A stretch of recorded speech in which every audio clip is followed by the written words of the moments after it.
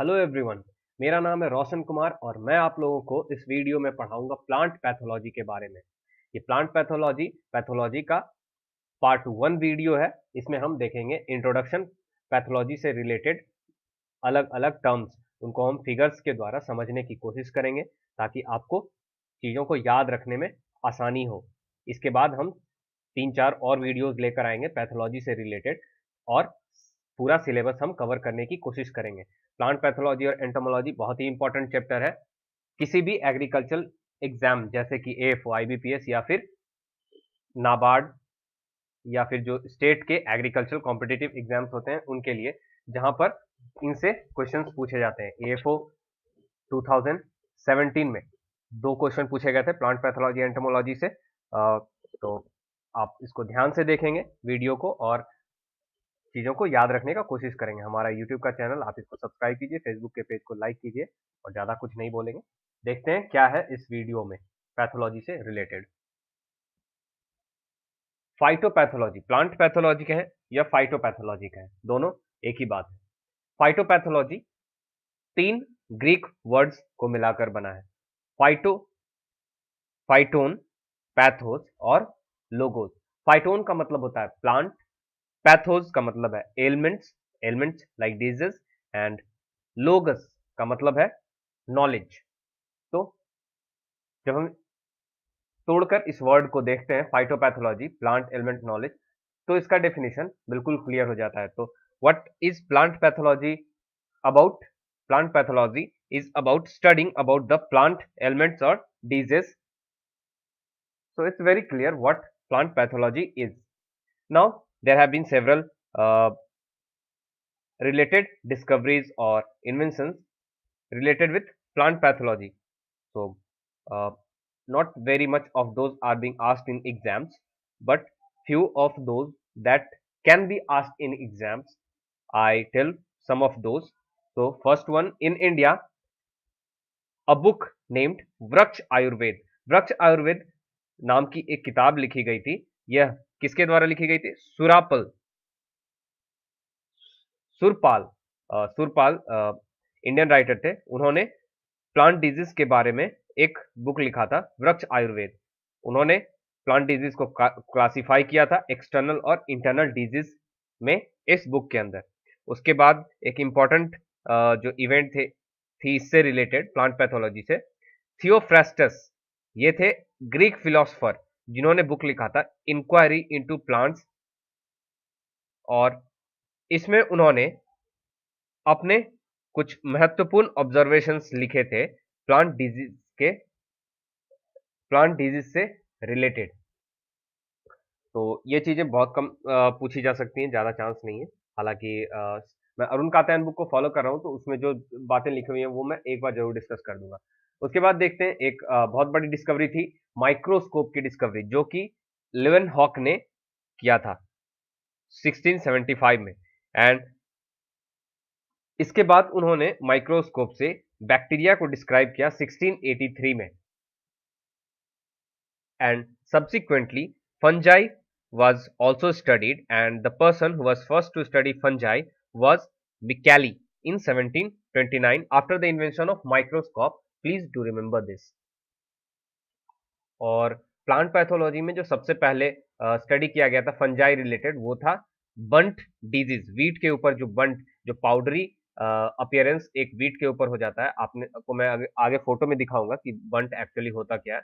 तो एक black colour का जो पाउडरी अपीयरेंस होता है उसको बंट कहते हैं, और वो सबसे पहले स्टडी किया गया था प्लांट पैथोलॉजी के शुरुआत में। और इस फंजाई रिलेटेड स्टडी में सबसे बड़ा जो योगदान था वो था साइंटिस्ट डी बैरी का, जिन्हें की फादर ऑफ माइकोलॉजी कहा जाता है। माइकोलॉजी का मतलब होता है स्टडी ऑफ फंजाई। तो फादर ऑफ माइकोलॉजी डी बैरी, ये इंपॉर्टेंट क्वेश्चन है और एग्जाम में पूछ सकते हैं आपसे। और डी बैरी ने पोटैटो के ऊपर अपना एक्सपेरिमेंट, अपना जो ऑब्जर्वेशंस अपने सारे किए थे, और लेट ब्लाइट डिजीज इनका मेन फोकस था। पोटैटो के अंदर लेट ब्लाइट डिजीज होता है, उस पर इनका फोकस था। उसके बाद एक साइंटिस्ट का नाम आता है जूलियस कोन, इन्हें कहा जाता है father of modern plant pathology. Father of modern plant pathology कहा जाता है, मतलब इनके बहुत ही योगदान रहे होंगे प्लांट पैथोलॉजी के अंदर। तो क्या क्या योगदान थे उनको हम देखते हैं। पहले इन्होंने भी अपना जो स्टडी है उसको फंजाई के ऊपर ही फोकस रखा था, और इससे रिलेटेड इन्होंने बहुत सारे इंफॉर्मेशन अवेलेबल कराए। अपने जो ऑब्जर्वेशंस थे उसको यूज करके इन्होंने 1858 में उनकी पहली किताब लिखी प्लांट पैथोलॉजी के ऊपर, और इनके वर्क्स जो थे इसको देखते हुए इन्हें father of modern plant pathology कहा गया। अब इसके बाद एक बहुत बड़ी घटना थी, ये थी डिस्कवरी ऑफ बॉडियक्स मिक्सचर। अब डाउनी माइल्ड्यू डिजीज जो कि यूरोप से अमेरिका 1878 में आ गई थी, और वो ग्रेप्स यानी कि अंगूर की खेतों में लग गई थी, और उसको कंट्रोल करने के लिए, और बहुत बड़ी मात्रा में ये डिजीज फैल रही थी, डाउनी माइल्ड्यू। तो एक बहुत बड़ी समस्या थी ये डाउनी माइल्ड्यू, और इसको कंट्रोल करने के लिए बॉडियक्स मिक्सचर को खोज निकाला प्रोफेसर मिलार्डेट ने, और साथ ही साथ ये बॉडियक्स मिक्सचर पोटैटो में लेट ब्लाइट डिजीज को भी कंट्रोल करने में सक्षम था। तो ये एक बहुत बड़ी डिस्कवरी थी। आपसे एग्जाम में पूछेंगे Bordeaux mixture was discovered by professor Millardet, इसका सही जवाब आप लिखेंगे। ये कुछ फिगर्स हैं जो भी बातें मैंने अभी आपको बताई उसमें आप सोच रहे होंगे बंट क्या है, स्मट क्या है, लेट ब्लाइट क्या है, डाउनी माइल्ड्यू क्या है। तो ये फिगर्स आप ध्यान में रखेंगे तो आपको चीजों को याद रखने में आसानी होगी। बंट जैसा कि आप देख रहे हैं, एक powdery black appearance on wheat, यह है बंट। और लेट ब्लाइट ऑफ पोटैटो, आप देख रहे हैं आलू थोड़ा सड़ सा गया है, यह है late blight of potato. Downy mildew और पाउडरी माइल्ड्यू, पीलापन थोड़ा कहीं कहीं पीला पीला हो गया, इसे कहते हैं डाउनी माइल्ड्यू। और पाउडरी माइल्ड्यू में पाउडरी फॉर्मेशन हो गया लीफ के ऊपर, इसको पाउडरी माइल्ड्यू कह रहे हैं। इसके बारे में मैं डिटेल से बताऊंगा, लेकिन आप फिगर देख लें, इससे आराम होगा आपको समझने में। उसके बाद fire blight by bacteria, bacteria के द्वारा होता है फायर ब्लाइट। तो आप पहला फिगर में देख रहे हैं किस तरह से मुरझा सा गया है ये जो पौधा है, तो या किसी पेड़ की डाली है, ये मुरझा सी गई है, ये फायर ब्लाइट की वजह से है। उसके बाद रूट नॉट नेमाटोड, इसका ये फिगर है सेकंड वाला, और सिस्ट नेमाटोड ये थर्ड वाला फिगर है। आप ध्यान रखें क्योंकि इसके बारे में आगे मैं कुछ चर्चा करूंगा। इसके बाद एक और चीज इंपॉर्टेंट है, फिजियोलॉजिकल रेसेस, जिसके बारे में मैं डिटेल से एक स्लाइड में लास्ट में एक्सप्लेन करूंगा। अभी आप बस ये देख लीजिए कि फिजियोलॉजिकल रेसेस रस्ट फंगस में होता है, और इसे जो मतलब जो इस इसको सबसे पहले जो डिस्क्राइब किया गया था, ये किया गया था एरिक्सन के द्वारा 1894 में। तो ये चीज आप याद रखिएगा। बाकी ये होता क्या है फिजियोलॉजिकल रेस, ये मैं लास्ट में एक स्लाइड में आपको बताऊंगा।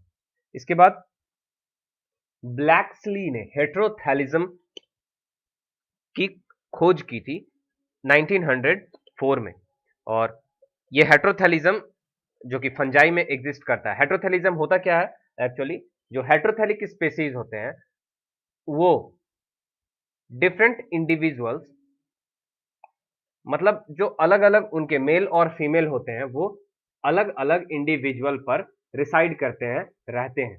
तो हेटेरोथैलिक स्पेसीज जो है उनके मेल और फीमेल अलग अलग इंडिविजुअल्स पे अलग अलग, जैसे कोई एक पेड़ पर मेल है तो दूसरे पौधे पर फीमेल होगा, तो उसे कहते हैं हेटेरोथैलिक स्पेसीज। इसके बाद काफी चीजें हुई, काफी डिस्कवरीज हुई। आप उन सब चीजों को किताब से याद करने की कोशिश करेंगे, कुछ मैंने बता दिया, और एक दो जैसे एडोल्फ मेयर ने टोबैको मोज़ैक की डिस्कवरी की थी। तो ऐसी ऐसी चीजें बुक्स में मतलब अरुण कात्यायन के बुक में भी है और दूसरी बुक में भी है।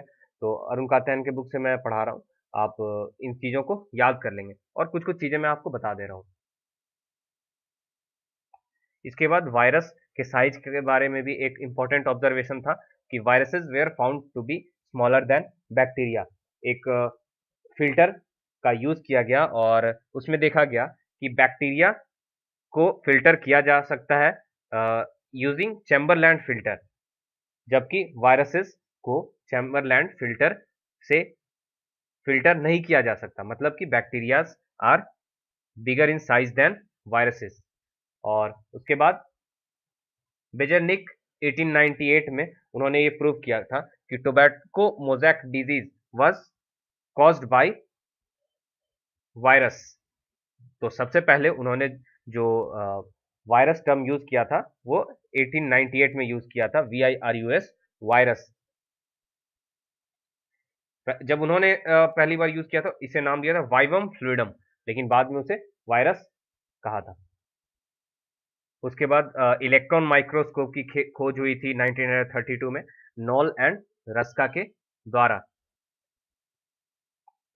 वायरस वायरस क्या होता है? बेसिकली न्यूक्लिक एसिड होता है और उसके ऊपर प्रोटीन का कोट होता है। तो बीच में न्यूक्लिक एसिड और उसके ऊपर से समझ लीजिए एक बॉल है जिसके अंदर में न्यूक्लिक एसिड है और चारों तरफ से प्रोटीन का कोट चढ़ा हुआ है, उसको बोलते हैं वायरस। फिगर में यहाँ पर टोबैको मोजैक जो डिजीज है इसका फोटो मैंने दिखाया है, क्योंकि टोबैको मोजैक पर ही सबसे पहले जो ऑब्जर्वेशन लिए गए थे और वायरसेस को सबसे पहले जब आइडेंटिफाई किया गया था तो टोबैको मोजैक ही एक्सपेरिमेंट्स मतलब टोबैको मोजैक पर ही एक्सपेरिमेंट्स हो रहे थे। उसके बाद एक टर्म आता है लिपोवायरस। लिपोवायरस में क्या होता है? प्रोटीन के ऊपर भी एक लिपिड उसका कवर चढ़ जाता है, या फिर बोलते हैं प्रोटीन के ऊपर भी एक कोटिंग होता है लिपिड का, तो उसको हम बोलते हैं लिपोवायरस। अब जो न्यूक्लिक एसिड होता है वो डीएनए भी हो सकता है और आरएनए भी हो सकता है। जब डीएनए होता है तो उसको बोलते हैं एनिमल वायरस, मतलब डीएनए प्लस प्रोटीन। और प्लांट वायरस होता है उसमें आरएनए होता है, तो आरएनए प्लस प्रोटीन जो होता है उसको बोलते हैं प्लांट वायरस। अब देखते हैं वायरॉइड। वायरॉइड क्या होता है?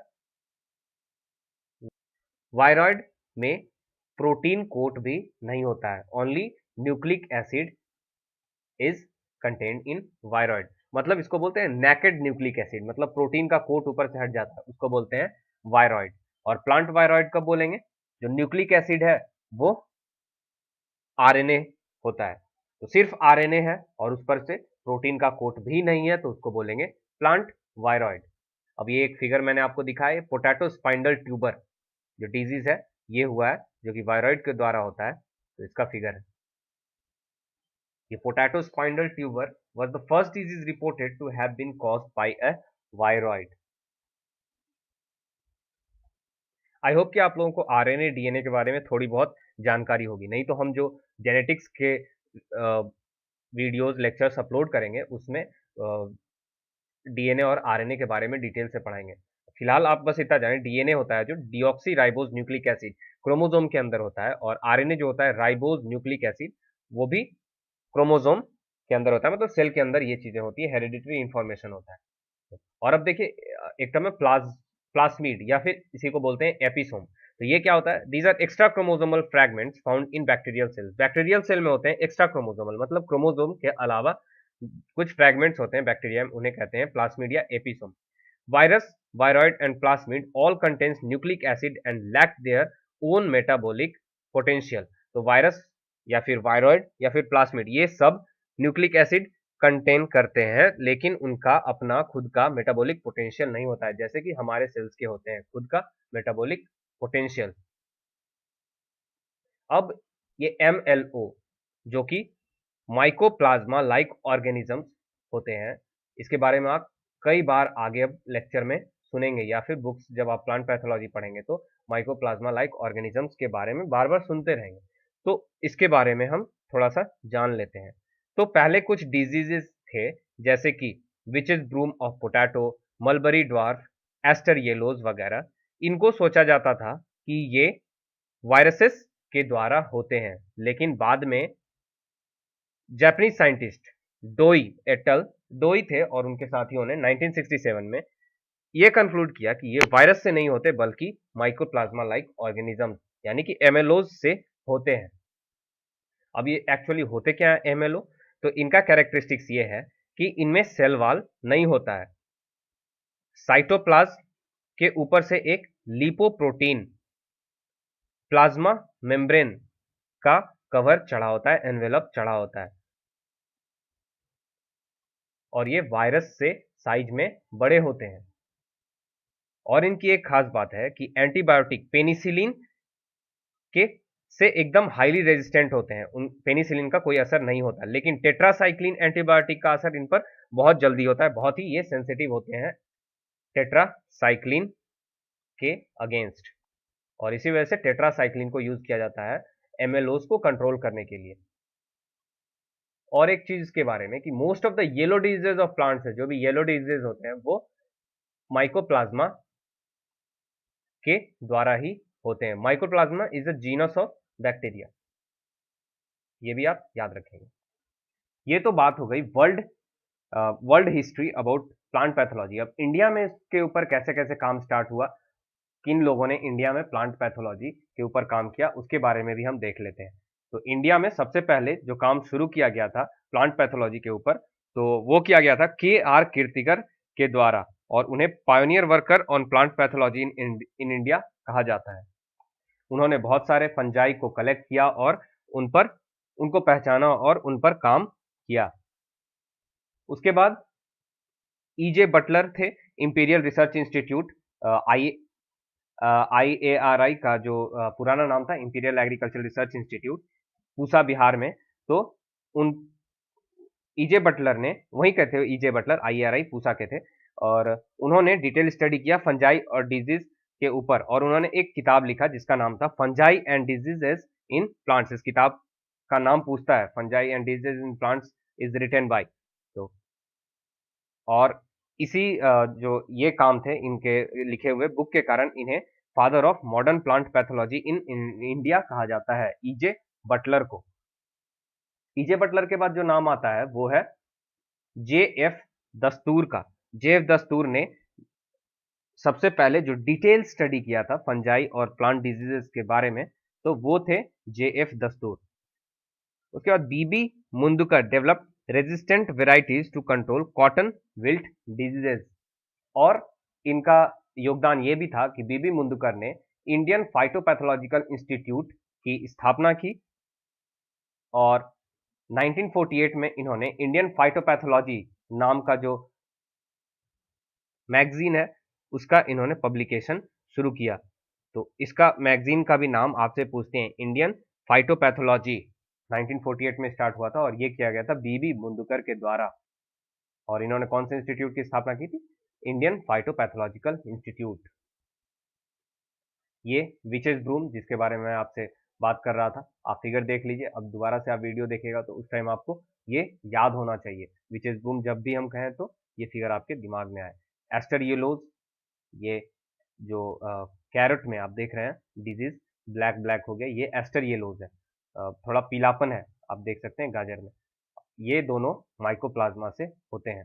टेट्रासाइक्लिन एंटीबायोटिक, मैंने आपको इसके बारे में बता दिया कि ये एमएलओ को कंट्रोल करने में हेल्प करता है। ब्लाइट डिजीज, अब देखिए ये चीजें जो मैं आपको फिगर बता रहा हूँ ये आप दिमाग में बिठाते जाइएगा, क्योंकि इसके बारे में मैं कुछ कुछ आगे बताऊंगा, तो वहां पर आपको जब भी मैं ब्लाइट बोलूं तो आपके दिमाग में ये फिगर आना चाहिए।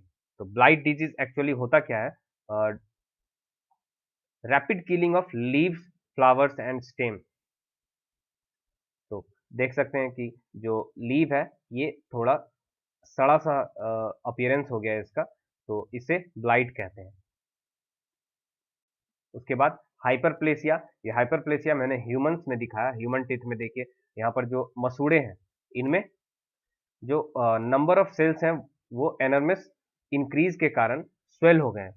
तो excessive development due to increase in the number of cells, इसी को कहते हैं हाइपरप्लेसिया। आप ये फिगर याद रखिएगा तो आपको डेफिनेशन याद रहेगा, हालांकि ये प्लांट पैथोलॉजी से रिलेटेड कोई फिगर नहीं है, बट मैंने बस याद रखने के लिए आपको ये फिगर दिया है। उसके बाद डैम्पिंग ऑफ में आप देख रहे हैं एक सिडलिंग है, मतलब एक छोटा सा प्लांट है जो कि बस अभी जमीन से निकला ही है, और वो टूट कर, मतलब जो इसका तना है, जो शूट है, वो टूट गया है और ये पौधा गिर गया है जमीन के ऊपर, इसको कहते हैं डैम्पिंग ऑफ।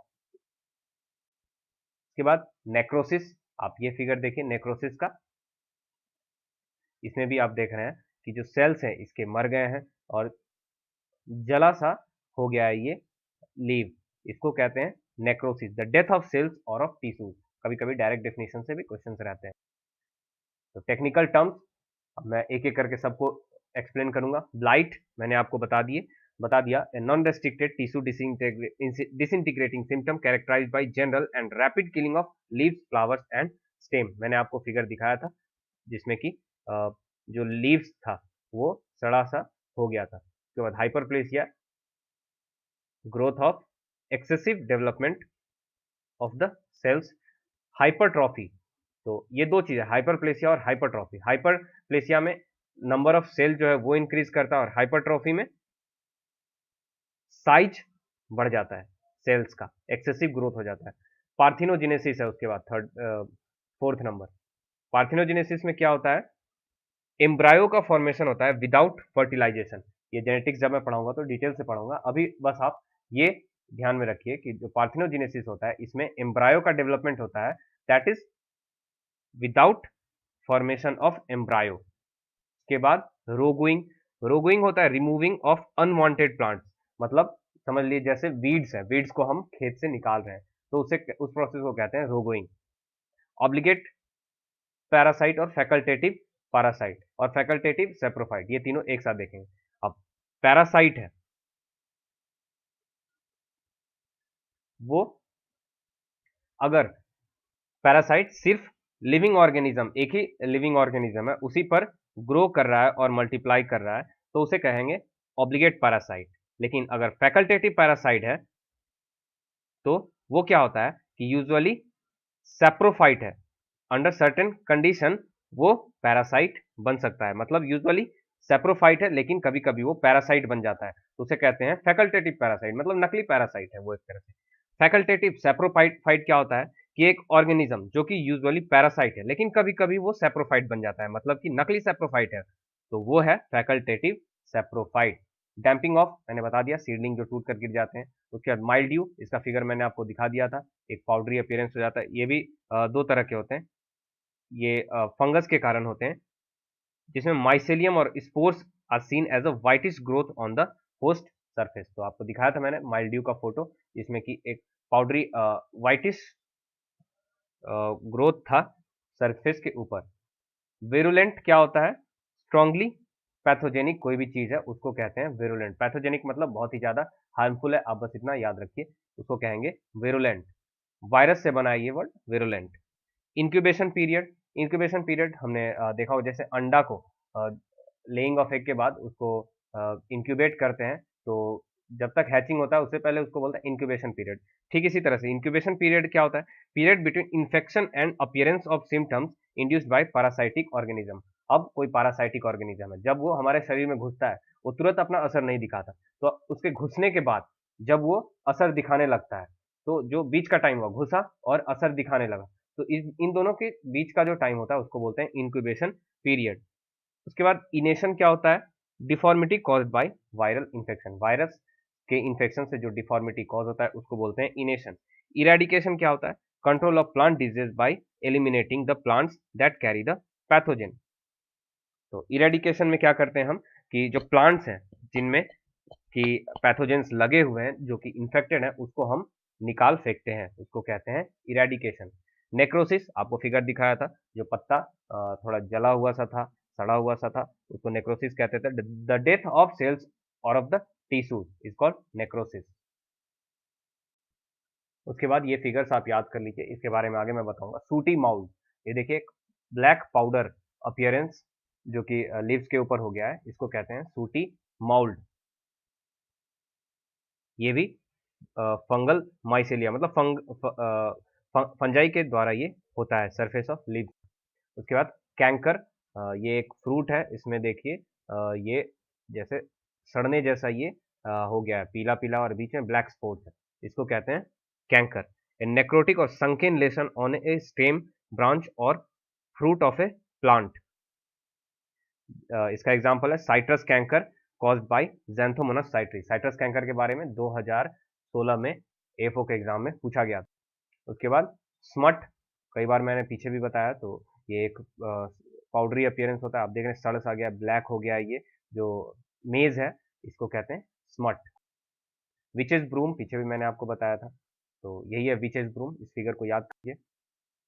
तो अब देखते हैं कौन कौन से टर्म जो बच गए हैं। Alternate host, one of the two kinds of plants on which a parasitic fungus must develop to complete life cycle.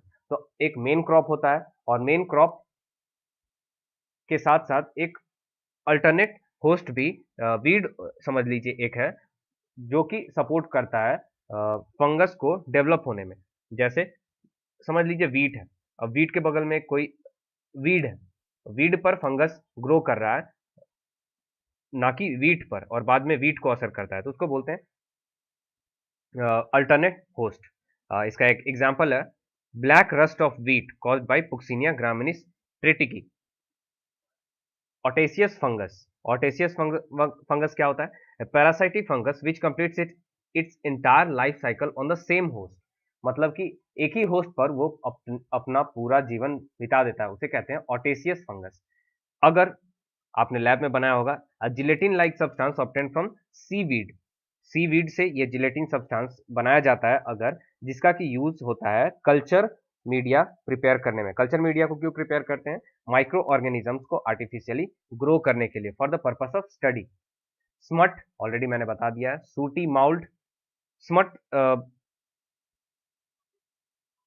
में आपको याद होगा डार्क पाउडरी स्पोर्स ग्रो कर जाते हैं स्मट में, ठीक है। और सूटी माउल्ड क्या होता है? Sooty envelope found by the fungal mycelia, इसका भी फिगर आपको दिखा दिया था। Which is broom, broom like growth figure दिखा दिया था आपको। Mycorrhiza, symbiotic relationship between roots of higher plants and fungal mycelia which is essential for the growth of these plants। symbiotic relationship होता है, मतलब कि दोनों को इससे फायदा होता है। माइकोराइजा में क्या होता है?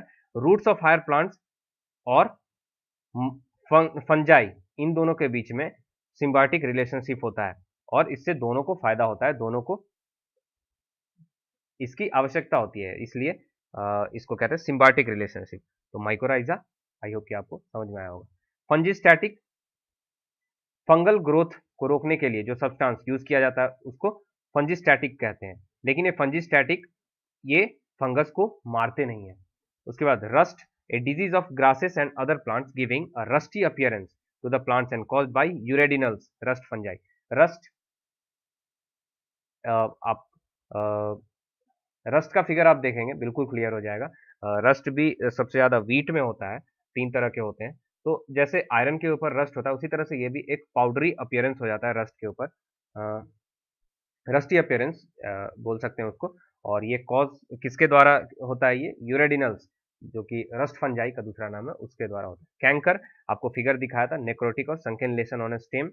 प्लास्मोगैमी, प्लास्मोगैमी होता है fusion of cytoplasm of two cells, दो सेल के साइटोप्लाज्म फ्यूज होते हैं, उस प्रोसेस को कहते हैं plasmogamy. Physiologic race, one of a group of micro organisms like in morphology, मतलब मॉर्फोलॉजी जो बाहर का स्ट्रक्चर है वो सेम होता है, but certain cultural, physiological, pathological और अदर कैरेक्टर्स में दे आर डिफरेंट। तो यहाँ पर उसको बांट देते हैं फिजियोलॉजिक रेसेस में।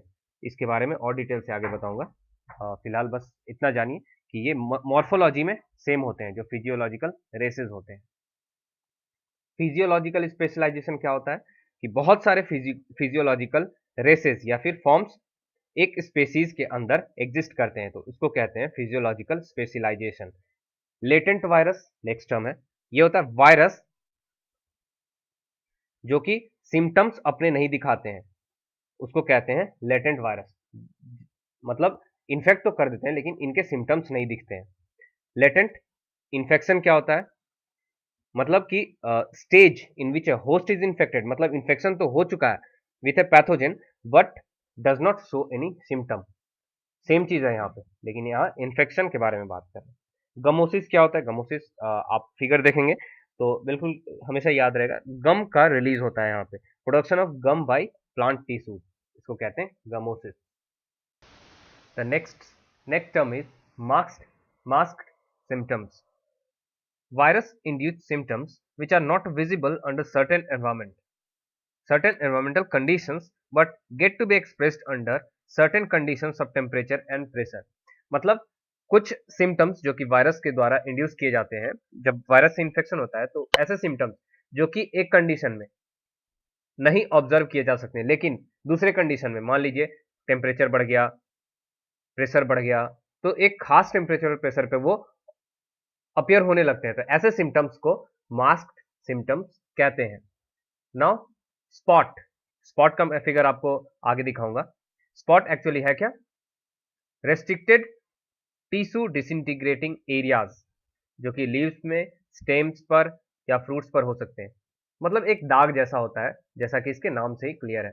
Haustorium, projection of hyphae into host cells, मतलब जब infection infect means host cell के ऊपर जब इन्फेक्शन होता है तो वायरस का जो हाइफे है वो प्रोजेक्ट करता है और पेनिट्रेट करता है उसको, इस फेनोमेनन को हॉस्टोरियम कहते हैं। बायोटाइप, बायोटाइप क्या है? एक स्पेसीज में कुछ कॉमन कैरेक्टर्स को देखते हुए एक सब ग्रुप बना दिया जाता है जिसमें कि कुछ कैरेक्टर्स कॉमन होते हैं, उसे कहते हैं biotype. Toxin, as it is very clear, कुछ टॉक्सिक सब्सटेंसेस होते हैं जो कि हार्मफुल होते हैं प्लांट्स और एनिमल्स के लिए, produced by micro organism. Bacteriostatic, जब भी स्टैटिक वर्ड होता है मतलब कि यहां पर कुछ ऐसी चीज हो रही है जो कि विदाउट किलिंग है, बस प्रिवेंट कर रहे हैं। तो बैक्टीरियोस्टेटिक क्या होता है? बैक्टीरिया के मल्टीप्लिकेशन से बचाता है। ये जो भी केमिकल होता है बैक्टीरियोस्टेटिक, वो मल्टीप्लिकेशन ऑफ बैक्टीरिया को रोकता है लेकिन उनको मारता नहीं है। बैक्टीरियोफेज, जब फेज आ गया मतलब बैक्टीरियोफेज है a virus which infects specific bacteria and kills them, मतलब इसको मारता भी है। स्कॉर्च, इसका भी फिगर आगे आपको दिखाऊंगा। इसमें क्या होता है? Burning of leaf margin as a result of infection और अनफेवरेबल एनवायरमेंटल कंडीशंस। तो burning at the leaf margin, marginal area जो होता है वो जला हुआ जैसा हो जाता है। Blotch, large and irregular spot और लेसन्स ऑन लीव्स, तो बहुत बड़े बड़े धब्बे होते हैं लीव्स पर, स्टेम्स पर, उसे कहते हैं blotch. Exudate, liquid discharge from plant tissues, plant tissues से लिक्विड डिस्चार्ज निकलता है, उसे एक्सुडेट कहते हैं। हेट्रोट्रॉफिक, सबको पता होगा मेरे ख्याल से, जो कोई भी ऑर्गेनिज्म जो कि आउटसाइड सोर्स पर डिपेंड करता है अपने फूड के लिए, ऑर्गेनिक न्यूट्रिएंट्स के लिए। होस्ट, सबको पता होगा, सेम वही जैसे कोई फंक्शन को ऑर्गेनाइज करने वाले होस्ट होते हैं उसी तरह से इसमें पैरासाइट जिस पर रहता है उसे होस्ट कहते हैं, और साथ ही साथ रहने के साथ साथ न्यूट्रिएंट्स भी ऑब्टेन करता है। एटियोलेशन, येलोइंग होता है इसमें, और क्यों होता है? डेफिशिएंसी ऑफ लाइट की वजह से पीलापन आ जाता है लीव्स वगैरह में। स्काब, इसका भी फोटो में दिखाऊंगा आपको। Rough crust like diseased area on the surface of a plant organ, crust like area बन जाता है प्लांट ऑर्गेन के ऊपर, तो उसे कहते हैं स्काब। अब ये स्पॉट, स्पॉट का फिगर है, ये मैंने आपको बताया था स्पॉट क्या होता है। रेस्ट्रिक्टेड टिश्यू डिसइंटीग्रेटिंग एरिया, यहाँ देख रहे हैं आप कैसे छेद जैसा हो गया है, उसके बाद पीलापन है थोड़ा सा। स्कॉर्च, स्कॉर्च का मैंने आपको बताया था लीफ मार्जिन्स जो जले जैसे हो जाते हैं। उसके बाद blotch, large and irregular spot, तो आप देख सकते हैं किस तरह से स्पॉट बने हुए, एक इधर फ्रूट है और लीव्स के ऊपर भी। एटियोलेशन, एटियोलेशन में येलोइंग ऑफ प्लांट्स होता है, तो यहाँ आप देखिए ये जो प्लांट्स हैं ये येलो हो गए हैं, इसे कहते हैं etiolation. Scab, crust like, rough crust like diseased area develop हुआ है लीव्स के ऊपर, इसे स्काब है। अब गॉल, इसका आगे पढ़ाऊंगा जो डेफिनेशन है, अभी आप फिगर देखिए। इसमें क्या? Swelling produced on a plant as a result of infection by certain pathogens, तो आप यहाँ देख रहे हैं स्वेलिंग प्रोड्यूस हुआ है, ये जो भी स्पॉट्स दिख रहे हैं रेड रेड, ये थोड़े से स्वेल किए हुए हैं। उसके बाद फोलियोसेलोसिस, फोलियोसेलोसिस क्या है? A disease cause due to deficiency of zinc, zinc की कमी से ये होता है। और जो पत्ते हैं आप देखिए छोटे छोटे, जो साइज है इनका रिड्यूस हो गया है। और इंटरवेनल क्लोरोसिस होता है इसमें, मतलब पीलापन आ जाता है, वेन्स के बीच में एक बुशी अपीयरेंस होता है, मतलब आप देखें बहुत एक दूसरे से क्लोज हैं ये सारे लीव्स। इसे लीफ मॉर्टल डिजीज भी क्या कहा जाता है। और थैलस, ये आगे आएगा, इसके बारे में आप अभी से देख लीजिए। थैलस क्या होता है? Plant body that is not differentiated into stem and leaves and lacks true roots and a vascular system. Thalli are typical of algae, fungi, lichens and some life words. मतलब एल्गी फंजाई जैसा एक plant body होता है जो कि stem या फिर leaves में डिफ्रेंशिएट नहीं होता है, उनको ना हम लीव्स बोल सकते हैं ना स्टेम बोल सकते हैं, और उनमें रूट्स भी नहीं होता है। अब मोजैक, मोजैक क्या है? Symptom of certain viral diseases of plants characterized by intermingled patches of normal and light green और yellowish color। तो आप यहाँ फिगर में देख रहे हैं, इसमें पैच बने हुए हैं, देखिए लाइट ग्रीन और येलो कलर का, इसे कहते हैं मोजैक। अब गॉल, अब एक एक करके सारा देख लेते हैं। गॉल क्या एक्चुअली मैंने आपको दिखाया था, स्वेलिंग होता है, उसके बाद येलोज, येलोइंग होता है इसमें। आप इसका इसका कुछ इस तरह से डेफिनेशन नहीं है, आप अगर फिगर देख लेंगे एक बार तो याद रहेगा, आप गूगल पे देख लेना। एंटीजन, ये इंपॉर्टेंट है। एंटीजन क्या होता है कि कोई सब्सटेंस जो कि बॉडी में अंदर जाने के बाद एंटीबॉडी को रिलीज करता है, उसे एंटीजन कहते हैं। और एंटीबायोसिस क्या होता है? The phenomenon in which a substance produced by one microorganism is harmful to another microorganism. मतलब एक सब्सटेंस है जो कि एक माइक्रोऑर्गेनिज्म के द्वारा प्रोड्यूस किया जा रहा है और वो साथ ही साथ हार्मफुल है दूसरे ऑर्गेनिज्म के लिए। उसके बाद एंटीबॉडी क्या होता है?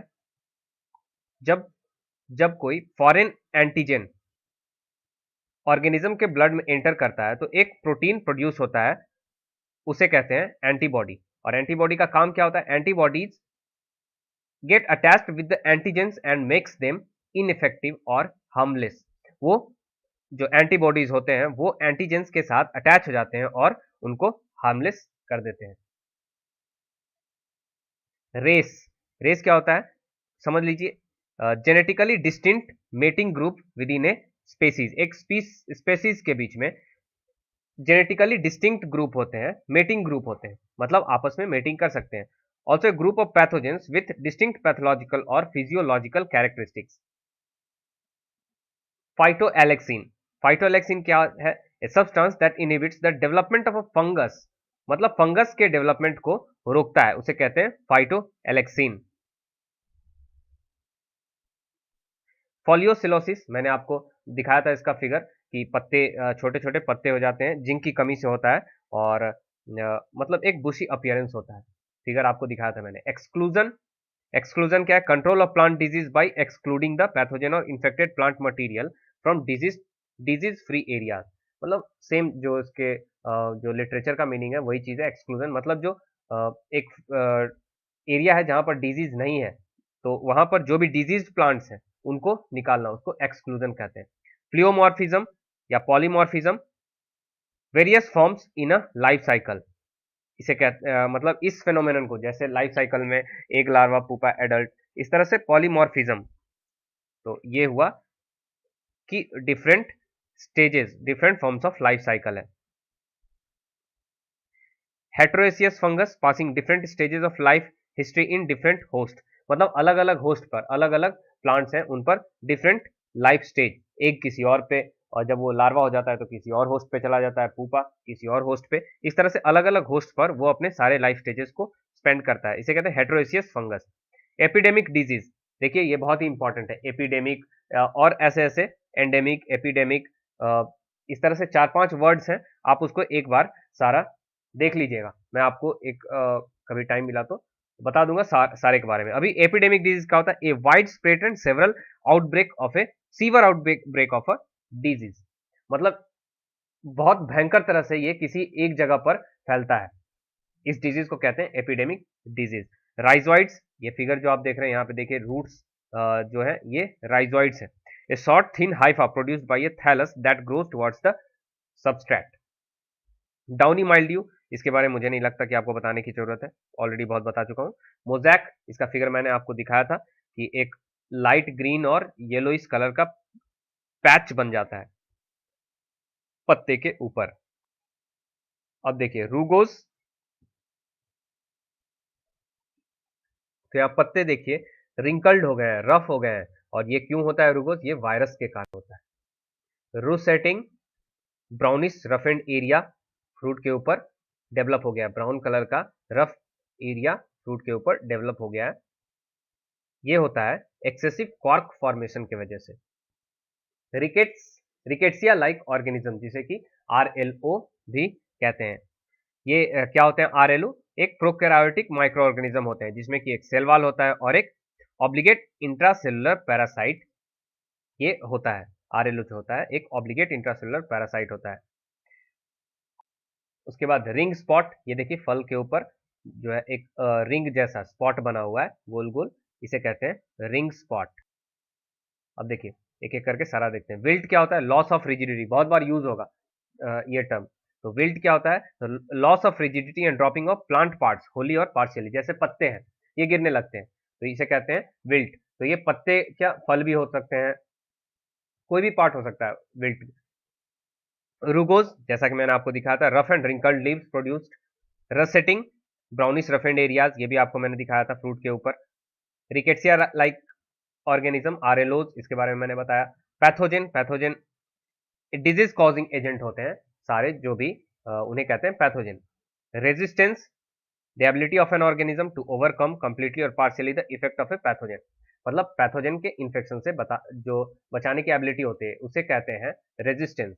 Vector, an insect able to transmit a pathogen, जैसे मक्खी वगैरह हो गए, ये एक जगह से दूसरे जगह, मतलब एक आदमी से दूसरे आदमी में ये डिजीज को ट्रांसफर करते हैं, इन्हें वेक्टर कहते हैं। डिसइंफेक्टेंट, ए फिजिकल और chemical agent that frees a plant और ऑर्गन फ्रॉम इन्फेक्शन। इन्फेक्शन होने के बाद कोई ऐसा केमिकल हम डालते हैं जिससे कि इन्फेक्शन खत्म हो जाए, उसे कहते हैं डिसइंफेक्टेंट। इम्यूनिटी, इन्फेक्शन से बचाने का जो हमारे अंदर ताकत है या फिर किसी के भी अंदर जो ताकत है उसे कहते हैं इम्यूनिटी। रिंग स्पॉट मैंने आपको फिगर दिखाया था, सर्कुलर क्लोरेटिक एरिया होता है, ग्रीन सेंटर होता है और ये वायरस से होता है। विरियन, कंप्लीट वायरस पार्टिकल को विरियन कहते हैं। और वायरॉइड क्या होता है? नेकेड न्यूक्लिक एसिड, लेकिन इसमें प्रोटीन कोट नहीं होता है। नेकेड बोल दिया तो ऑलरेडी इसमें प्रोटीन कोट नहीं है, उसे कहते हैं viroid. Carrier, a plant or an organism which carries an infections agent but does not show symptoms of disease produced by the agent, मतलब वो इन्फेक्शन को कैरी करता है ये एजेंट जो होता है, लेकिन सिम्टम को शो नहीं करता है अपने ऊपर। Lesion, a localized area of discoloured disease tissue, इसका फोटो भी मैंने आपको दिखाया था। रॉट, सिंपली इसको बोल सकते हैं सड़ना। Softening, discolouration and disintegration of a succulent plant tissue as a result of fungal or bacterial infection. Disinfestant, an agent that kills or inactivates pathogens in the environment or on the surface of the plant prior to infection, मतलब infection से पहले ही वो inactivate कर देता है या फिर मार देता है पैथोजेंस को, उसे कहते हैं डिसइंफेस्टेंट। एंटागोनिस्टिक सिम्बायोसिस, देखिए one organism benefits from another, मतलब दो लोग हैं जिसमें से एक को दूसरे की वजह से फायदा हो रहा है, तो उसे कहते हैं antagonistic symbiosis. Endemic disease, a disease which regularly occurs on a particular area, मैंने आपको दिखाया था। एपिडेमिक क्या होता है? एक जगह पे मतलब बहुत सीवर अटैक होता है, उसे एपिडेमिक कहते हैं। और जो एंडेमिक डिजीज होता है रेगुलरली ऑकर होता है किसी एक जगह पर, हर साल होता है जैसे, या फिर 5 साल में होता है, इसे कहते हैं एंडेमिक डिजीज। उसके बाद शॉर्ट होल, इसका फिगर मैं आपको दिखाऊंगा। A symptom in which small disease fragments of leaves fall off, मतलब जो छोटे छोटे पत्ते टूटकर गिरने लगते हैं टुकड़ों में, और मतलब उनमें छेद हो जाता है एक तरह से। तो पत्ते के जो छोटे छोटे टुकड़े हैं बीच बीच से छेद बनकर वो गिरते हैं, उन्हें कहते हैं शॉर्ट होल। नाम से ही वेरी क्लियर हो रहा है ये कि मतलब समझिए एक होल बन रहा है।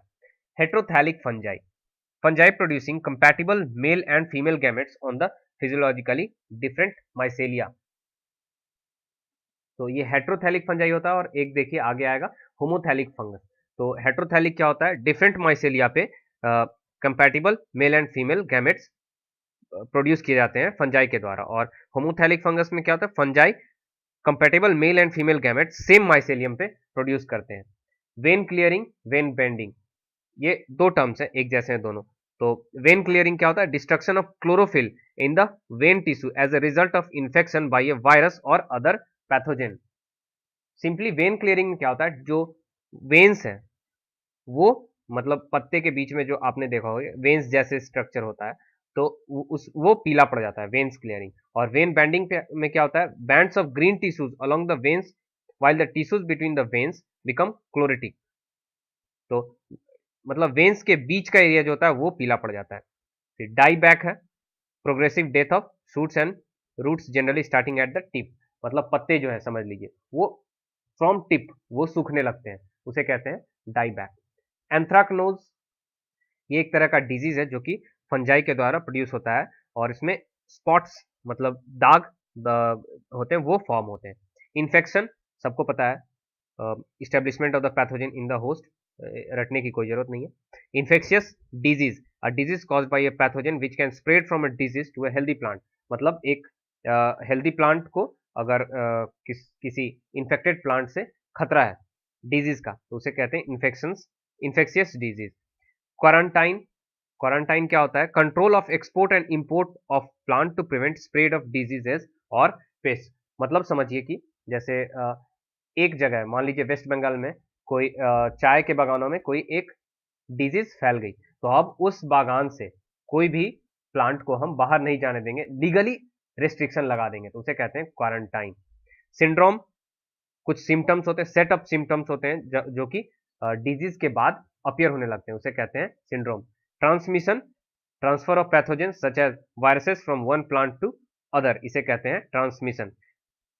Conjugation, a type of sexual reproduction in which morphologically similar gametes fuse. Culture, सबको पता है, growing micro organisms on a prepared nutrient medium is called culture. Homothallic fungus बता दिया था मैंने कि सेम माइसेलियम पे male and female gametes produce होते हैं। Pustule, small blister like elevation of epidermis. Chlorosis, chlorosis बहुत बार आगे आएगा, तो क्लोरोसिस सिंपली होता है पीलापन।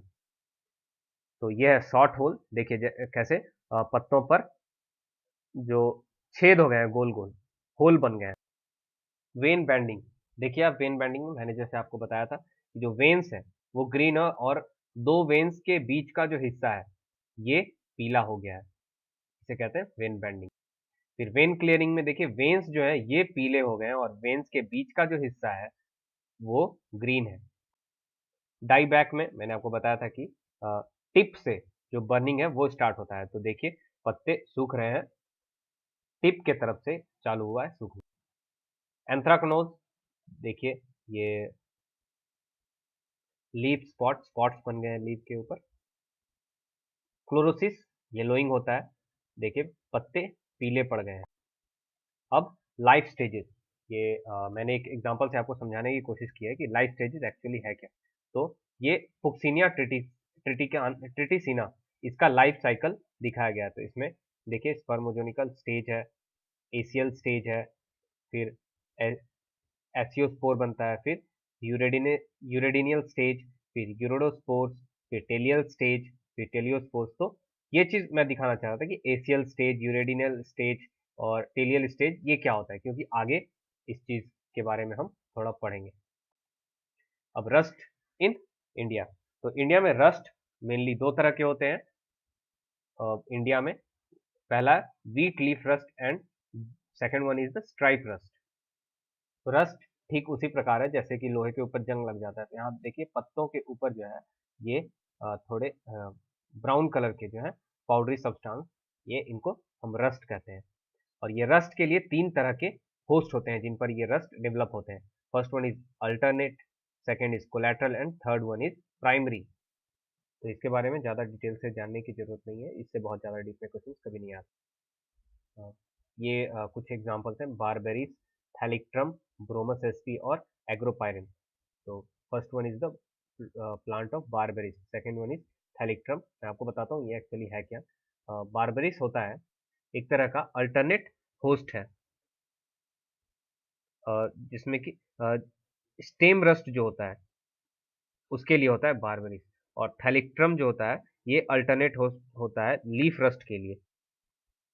और इसके बाद क्या है, ब्रोमस एसपी। ब्रोमस एसपी क्या होता है, ये ब्रोमस एसपी और एग्रोपाइरॉन, ये दोनों कोलेट्रल होस्ट होते हैं येलो रस्ट के लिए। तो ये एग्जांपल्स आप याद रखना, जो मैंने आपको बताया था होस्ट होस्ट के बारे में जो बताया था उसके उसके एग्जांपल से ही। उसके बाद ब्रिजा माइनर, ये क्या होता है, ब्रिजा माइनर ये होता है कोलेट्रल होस्ट होता है ब्लैक रस्ट के लिए, वीट में जो ब्लैक रस्ट है उसका। अब देखिए लाइफ साइकिल, इसके 4 स्टेजेस होते हैं, एसियल स्टेज, यूरेडियल स्टेज, टेलियल स्टेज और बेसिडियल स्टेज। एक जो कि है ये बाद में बहुत ज़्यादा डिस्कवर किया गया था, इसलिए इसे बाद में इंक्लूड किया गया और इसे जो नंबर दिया गया है ये ओ दिया गया है, जो कि पिक्नियल स्टेज है। तो तो जो भी रस्ट ऑर्गेनिज्म डेवलप होंगे उनके लाइफ के ये 5 स्टेज होंगे, एसियल, यूरेडियल, टेलियल, बेसिडियल और पिक्नियल। मैंने आपको ऑलरेडी एक फिगर बताया था जिसमें कि ये सारे स्टेजेस, इनके बारे में उस फिगर में आप देख सकते थे। तो बस आपको ये याद रखना है कि ये 4 होते हैं लाइफ स्टेजेस। उसके बाद बायोटाइप्स और रेसेस, इन दोनों के बारे में थोड़ा देख लीजिए। स्पेसीज में कुछ कॉमन कैरेक्टरिस्टिक्स होते हैं, उसके वजह से उन्हें डिवाइड किया जाता है, तो अलग अलग क्लासीफाई करते हैं उसमें, स्पेसीज के बाद भी उनको क्लासीफाई करते हैं। तो बायोटाइप्स को रिप्रेजेंट करते हैं 1 2 3 से, और रेसेस जिनको रिप्रेजेंट करते हैं ABCD से। बायोटाइप्स को जब बाद में फिर क्लासीफाई करते हैं, बायोटाइप्स को आपस में क्लासीफाई करते हैं, उनको कहते हैं रेसेस। और ये भी मतलब कॉमन कैरेक्टरिस्टिक्स को देखकर करते हैं, तो इस रेसेस को रिप्रेजेंट करते हैं ABCD से। तो ये रिप्रेजेंट करने का एक तरीका है। तो ये था हमारा चैप्टर प्लांट पैथोलॉजी का पहला पार्ट। इसमें हमने एक इंट्रोडक्शन देखा, काफी लंबा रहा ये वीडियो क्योंकि फिगर्स से हमने एक्सप्लेन करने की कोशिश की है, क्योंकि अब इन्हीं चीजों को हम थोड़ा डिटेल से पढ़ेंगे तो हम आपको ये चीज नहीं बताएंगे कि अल्टरनेट होस्ट क्या होता है, कोलेटरल होस्ट क्या होता है या फिर विल्ट क्या होता है। तो आप इन फिगर्स को देखिए और इसको याद रखिए आप अपने दिमाग में, ताकि जब हम आगे आपको पढ़ाएं तो आपको ये चीजें याद रहें। तो हमारा ये यूट्यूब का चैनल है एग्रीकल्चर फील्ड ऑफिसर IBPS, इसको आप सब्सक्राइब कीजिए, फेसबुक के पेज को लाइक कीजिए ताकि हमारे जो लेटेस्ट वीडियोस हैं आप तक जल्दी से जल्दी पहुंच जाए।